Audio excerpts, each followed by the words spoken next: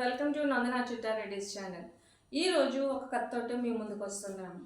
Okay, ఎప్పుడు కథలు చెప్తూనే ఉంటాను కదా. సో ఈ కథ మీకు బాగా ఇష్టం అవుతుంది చూడండి, అర్థమవుతుంది చూడండి. మీరు ఒకవేళ ఈ కథ నచ్చితే లైక్ చేయండి, సబ్స్క్రైబ్ చేయండి అండ్ షేర్ చేయండి అండ్ ఎంకరేజ్ మీ అండ్ ఎలా ఉందనేది చెప్పండి. Okay friends, coming to the మన స్టోరీ ఏంటి అనేసి అంటే, నేను ఈరోజు ఒక 2 క్యారెక్టర్స్ ఏవైతే ఉన్నాయో క్యారెక్టర్స్ గురించి నేను చెప్పుకొస్తాను. ఇది రిలీజియస్ మ్యాటర్ కాదు, ఓన్లీ క్యారెక్టర్స్ మాత్రమే. మనందరికీ తెలిసింది ఏంటి అని అంటే, మహాభారతం ఏదైతే ఉందో మహాభారతాన్ని వాల్మీకి గారు వ్యాస మహర్షి ఎవరైతే ఉన్నారో ఆయన రాశాడు అనేసి అని అంటూ ఉంటారు. కానీ యాక్చువల్గా మనకి స్క్రిప్చర్స్ ఏం చెప్తున్నాయి అనేసి అని అంటే, వ్యాస మహర్షి చెబుతూ ఉన్నప్పుడు రాసింది వినాయకుడు అనమాట. సో ఇది స్టోరీ అనమాట. ఏం జరుగుతుంది ఇక్కడ అనేది చూద్దాం ఒకసారి. వ్యాస మహర్షి ఏమనుకుంటాడంటే, మహాభారతం ఏదైతే ఉందో దీని అంతటి గురించి అంటే నెక్స్ట్ జనరేషన్స్ ఎవరైతే ఉన్నారో వాళ్ళకి తెలియాలి అనేసి అని చెప్పేసి వ్యాస మహర్షి ఆ మహాభారతంలో ఉన్న ప్రతి దాన్ని, ప్రతి ఏమంటారు సెంటెన్స్, ప్రతి ఒక్క సంఘటనలు ఏవైతే ఉన్నాయో వాటిని చెప్తూ ఉంటారు. చెప్తూ ఉన్నప్పుడు దాన్ని రాయడానికి ఒక మనిషి కావాలి అనేసి అని చెప్పేసి ఆ వ్యాస మహర్షి ఏంటంటే వెతుకుతూ ఉంటాడు. మనుషులు ఎవరు సరిపోరు అనేసి అనుకుంటారు. ఆ తర్వాత ఆయన దేవతలు ఎవరైతే ఉన్నారో దేవతలందరినీ కూడాను అడుగుతారనమాట. ఏంటి అని అంటే, నేను మహాభారతం ఏదైతే ఉందో దాన్ని రచించడానికి నాకు ఒక పర్సన్ కావాలి, ఒక శిష్యుడు అన్నవాడు కావాలి, లేదా ఒక పర్సన్ కావాలి అనేసి అడిగినప్పుడు అప్పుడు అందరూ ఏం చెప్తారంటే, మా వల్ల కాదు అనేసి అని అన్నప్పుడు అప్పుడు విష్ణు గారు ఏం చేస్తారంటే, మీరు వినాయకుడు ఎవరైతే ఉన్నారో గణపతి, అదే వినాయకుడు అని అంటాం కదండి. సో గాడ్ ఎవరైతే ఉన్నారో ఆ వినాయకుడి దగ్గరికి మీరు వెళ్ళండి, ఆయన గారు ఏమన్నా ఒప్పుకుంటారేమో చూడండి అనేసి అని చెప్తారనమాట. అని చెప్పినప్పుడు వ్యాస మహర్షి ఎవరైతే ఉన్నారో ఆయన వినాయకుడి దగ్గరికి వెళ్తారనమాట. వినాయకుడి దగ్గరికి వెళ్ళి వినాయకుడిని ఏమని అడుగుతారు అనేసి అని అంటే, వినాయక, ఇప్పుడు నేను మహాభారతాన్ని ఏదైతే ఉందో దాన్ని నేను చెప్తూ ఉంటానో దానికి రాయడానికి నాకు ఒక పర్సన్ కావాల్సి ఉంటుంది అనేసి అని అంటాడు. అయితే మీరు వెళ్ళి నా పేరెంట్స్ పర్మిషన్ తీసుకోండి అనేసి అని చెప్తారు ఆయన. అంటే నేను ఆ కథ ఏదైతే ఉందో దాన్ని నేను మన వాడుక భాషలోకి నేను మీకు చెప్తున్నాను అనమాట. సో ఇక్కడ ఏం జరుగుతుంది అనేసి అని అంటే, ఈయన మళ్ళీ శివపార్వతుల దగ్గరికి వెళ్తారు. వెళ్ళిన తర్వాత శివపార్వతులు వాళ్ళు ఎవరైతే ఉన్నారో వాళ్ళు అంగీకరిస్తారనమాట. ఓకే, వినాయకుడి గారికి ఇంకా చెప్తే రాస్తాను అనేసి అని ఒప్పుకుంటే సో మేము కూడాను దానికి ఓకే అనేసి అని చెప్తారనమాట. చెప్పినప్పుడు వ్యాస మహర్షి మళ్ళీ వినాయకుడి దగ్గరికి వస్తారు. వినాయకుడి దగ్గరికి వచ్చినప్పుడు ఆయన ఏమంటారు అని అంటే, నాకు మహాభారతం రాయడానికి నాకు ఏం ప్రాబ్లం లేదు, కానీ నాకు కొన్ని కండిషన్స్ ఉన్నాయి అనేసి అని చెప్తారనమాట. ఏంటి ఆ కండిషన్స్ అనేసి అని అంటే, ఒకవేళ నువ్వు చెప్పేటప్పుడు ఎక్కడైనా నువ్వు ఆగిపోతే నేను అక్కడే దాన్ని ఆపేస్తాను, అంతకంటే నేను ముందుకు వెళ్ళటానికి నేను వెళ్ళను అనేసి అని చెప్తారనమాట. చెప్పినప్పుడు వ్యాస మహర్షి అని అంటారు, ఓకే ప్రభువా, సో మీరు ఏం చెప్తారో దానికి నేను ఓకే చేస్తాను, నేను అలా కంటిన్యూస్గా నేను చెప్తూ ఉంటాను, మరి మీరు రాస్తూ ఉండాలి, మీరు ఎక్కడ కూడాను ఆగకుండా రాయాల్సి ఉంటుంది అని అంటే, రాయటం నా వంతు, చెప్పడం నీ వంతు అనేసి అని చెప్తారు వినాయకుడు గారు అనమాట. సరే ఎక్కడ కూర్చుందాం, ఏం చేద్దాము అనేసి అని చెప్పినప్పుడు ఆయన ఒక ప్లేస్ ఏదైతే ఉందో, అంటే వ్యాస మహర్షి యొక్క ఆశ్రమం ఏదైతే ఉందో ఆ ఆశ్రమం దగ్గర కూర్చొని రాద్దాము అనేసి అనుకుంటారు. అయితే ఆ వ్యాస మహర్షి గారి ఆశ్రమం ఏదైతే ఉందో దానికి దగ్గర కావేరీ నది స్టార్టింగ్ పాయింట్ అనమాట. సో కావేరీ నది అక్కడ ఏంటి అనేసి అంటే చాలా ఏమంటారు స్పీడ్గా ప్రవహిస్తూ ఉందన్నమాట ఆ ప్లేస్లో. ఆ స్పీడ్గా ప్రవహించే టైం పీరియడ్ ఏంటంటే సౌండ్ అనేది ఎక్కువగా వస్తుంటుంది. సో ఈ వ్యాస మహర్షి ఏం చేస్తారంటే, ఈయన సౌండ్ ఎక్కువగా వస్తుంది కదా, అంటే మీన్స్ కావేరీ నది నుండి వచ్చే ఆ ప్రవాహం యొక్క ఆ స్పీడ్ ఏదైతే ఉందో దాని నుండి వచ్చే సౌండ్ ఏదైతే ఉందో అది వినాయకుడి గారిని డిస్టర్బ్ చేస్తుందేమో.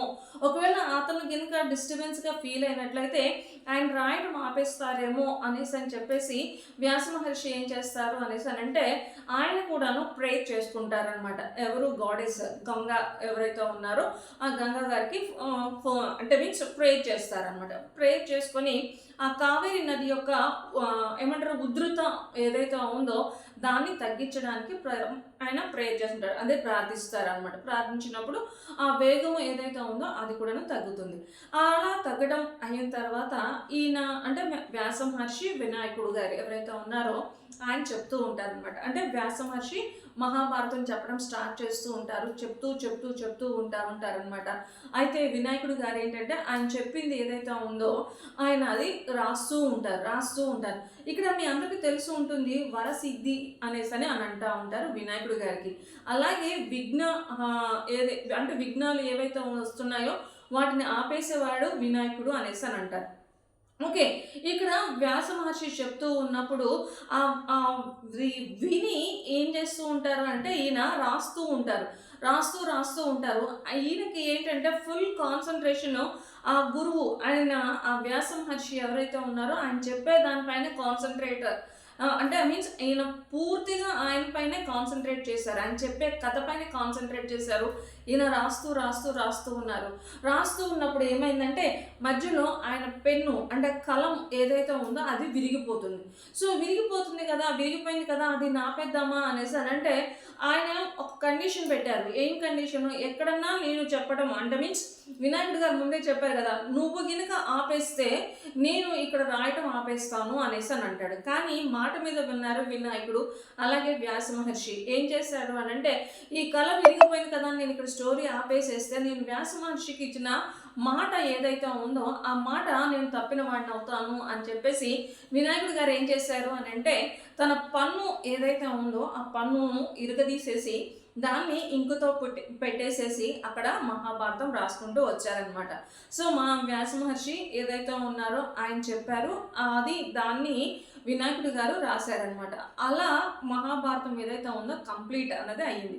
ఇక్కడ నేను 2 క్యారెక్టర్స్ చెప్తున్నాను. ఒకటి వ్యాస మహర్షి గురువు గారు అయినట్లయితే దానికి రాసిన వ్యక్తి ఎవరైతే ఉన్నారో ఆయన వినాయకుడు గారు. ఇక్కడ చూడండి ఏంటి అనేసి అంటే ఈ 2 పాత్రలు ఏవైతే ఉన్నాయో ఒక డెడికేషన్. ఏంటి డెడికేషన్ అనేసి అంటే ఆయన చెప్పేది ఏదైతే ఉందో దాన్ని నేను పర్టికులర్గా రాయాలి అన్న ఒక డెడికేషన్ అనమాట. నెక్స్ట్ ఏంటంటే ఎట్టి పరిస్థితుల్లోనైనా సరే నేను ఈ కథని కంప్లీట్ చేయాలి. అక్కడ కావేరీ నది యొక్క ఉగ్రత ఏదైతే ఉందో దాన్ని తగ్గించడం కోసం టీచర్ అయినా లేదా చెప్పే అయినా ప్రవక్త అయినా లేదా స్పీకర్ అయినా వ్యాస మహర్షి ఏ విధంగా అయితే ప్రేయర్ చేసుకొని ఆ ఉగ్రత ఏదైతే ఉందో దాన్ని ఆపారో అక్కడను, అలాగే పెన్ అంటే కలం ఎక్కడైతే విరిగిపోయిందో అప్పుడు తన యొక్క పెన్ను అంటే మీన్స్ తన యొక్క దంతం ఏదైతే ఉందో దాన్ని విరగదీసేసి దాన్ని పెన్నుగా మార్చుకొని కలంగా రాసిన వినాయకుడి గారికి డిటర్మినేషన్ అనమాట. Next one is the discipline. ఈ డిసిప్లిన్ ఏంటి అని అంటే ఆయన చెప్పేది ఏదైతే ఉందో దాన్ని కాన్సన్ట్రేట్గా ఈయన వింటూ ఉన్నారు, విన్నదాన్ని ఏదైతే ఉందో పొందిగ్గా రాసుకుంటూ వచ్చారు. చూడండి ఆ రోజుల్లో మనకి మహాభారతం జరిగిందా లేదా అన్నది మనకు తెలియదు. సో మనకి తర్వాత మనం నెక్స్ట్ జనరేషన్ వచ్చినాం మనం. సో ఇప్పుడు మనకి ఏంటి అనేసి అంటే మహాభారతం జరిగిందా లేదా అనేది పక్కన పెడితే ఆ మహాభారతం గురించి మనకు తెలిసింది ఎలా అనేసి అంటే వ్యాస మహర్షి చెప్పడము, అలాగే వినాయకుడు గారు రాయడం అనమాట. సో ప్రతి సెంటెన్స్ ఏదైతే ఉందో అది మనకి హిందూ రిలీజియన్ నుండి మనకి వచ్చింది. అలాగే మీరు క్రిస్టియన్ కిందకు వెళ్ళినట్లయితే మోషే గారు ఎవరైతే ఉన్నారో ఆయన ఇజ్రాయేలీల్ని ఈజిప్షియన్స్ అంటే ఈజిప్ట్ వాళ్ళ దగ్గర నుండి బయటకు తీసుకొని వచ్చేటప్పుడు అతను కూడా ఏంటి అని అంటే కొన్ని కష్టాలు, కొన్ని అంటే యుద్ధాలు ఇలాంటివి జరుగుతూ ఉన్నప్పుడు దేవుడు ఏం చెప్తారు అనేసి అంటే మోషే గారికి నీ చేతులు పైకెత్తినప్పుడు నీ ఇజ్రాయేల్ జనాంగం ఎవరైతే ఉన్నారో వాళ్ళకి విజయం వస్తుంది అనేసి అని చెప్తారు. అంటే సరే అనేసి ఇక్కడ మోషే గారు ఏం చేస్తున్నారు అని అంటే చేతులు పైకెత్తుతూ ఉంటారు. చేతులు పైకెత్తినప్పుడు ఆ ఇజ్రాయేలీలు యుద్ధానికి వెళ్ళినప్పుడు వాళ్ళకి అక్కడ విజయం వచ్చింది. ఎంతసేపు అని చేతులు ఎత్తుతారండి ఆయన గారు. సో చేతులు నొప్పి వచ్చినప్పుడు చేతులు కింద దించేటప్పటికి ఏమవుతుంది, అక్కడ ఏమైంది అని అంటే వాళ్ళు ఓటమి ఇజ్రాయేలీలు ఎవరైతే ఉన్నారో వాళ్ళకి ఓటమి వచ్చింది. సో ఇంకా ఆయన ఏం డిసైడ్ అయిపోయారని అంటే, దేవుడు నా చేతులు పైకెత్తివే పెట్టమన్నాడు కాబట్టి చేతులు పైకెత్తే ఉంచుతాను అనేసి అని అంటాడు. మనిషే కదండి మోషే గారు కూడాను. సో ఆయన కూడాను ఏంటి అంటే చేతులు నొప్పులు వస్తున్నప్పుడు మోషే గారి శిష్యులు అయిన యెహోషువ అని ఇంకొక అతను ఎవరైతే ఉన్నారో వాళ్ళు ఏం చేశారంటే ఈ మోషే గారి చేతుల్ని అలా పైకెత్తి పట్టుకున్నారు. అలాగే ఇస్లాం ఏదైతే ఉందో అందులో కూడాను ఏం చేస్తారు అంటే గురువు గారు చెప్పింది ఏదైతే ఉందో దాన్ని ఫాలో చేస్తూ ఉన్నారు. అంటే ఇక్కడ నా కథ యొక్క మూల అర్థం ఏంటి అని అంటే, ప్రతి ఒక్కళ్ళకి అది స్టూడెంట్ కావచ్చు, లేదా ఒక పర్సన్ కావచ్చు, ఒక టీచర్ కావచ్చు, ఏ పర్సన్కైనా ఉండాల్సింది ఏంటి అని అంటే 3 Ds. ఒకటి discipline, determination and dedication. So dedication తోటి, డిసిప్లిన్గా, డిటర్మినేషన్ తోటి మనం ముందుకు వెళ్ళినప్పుడు ఆటోమేటిక్గా మనకి విజయం అన్నది మనకి ముందుకు వస్తుంది అనమాట. ఇందులో ఏ ఒక్కటి మనం కోల్పోయినా కూడా ఆటోమేటిక్గా మన వ్యక్తిత్వం ఏదైతే కొలాప్స్ అవుతుందో, ఓకే, అలాగే మన యొక్క విజయము, మన యొక్క ప్రతిఫలము ఏదైతే ఉందో అది కూడా పోతుంది. కాబట్టి నేనేం చెప్తానంటే ప్రతి ఒక్కరికి ఉండాల్సింది discipline, determination and dedication. So ఇదేదో చెప్పాం కదా, విన్నాం కదా, అయిపోయింది కదా కాదు. దాన్ని ఎప్పుడైతే మనము మనకి అంటే మన లైఫ్కి ఇంప్లిమెంట్ చేసుకుంటామో అప్పుడు ఆటోమేటిక్గా మనం సక్సెస్ అవుతాం. సో ఈ కథ మీకు నచ్చింది అనేసి నేను అనుకుంటున్నాను. ఒకవేళ మీకు నచ్చినట్లయితే మీరు నా కామెంట్ బాక్స్లో నాకు కామెంట్ చేయండి. అండ్ మీరు నచ్చినట్లయితే లైక్ చేయండి. తెలుసు కదా, లైక్ చేయండి, సబ్స్క్రైబ్ చేయండి అండ్ షేర్ చేయండి. Please encourage me. Okay, sign off your Nandana. Bye bye.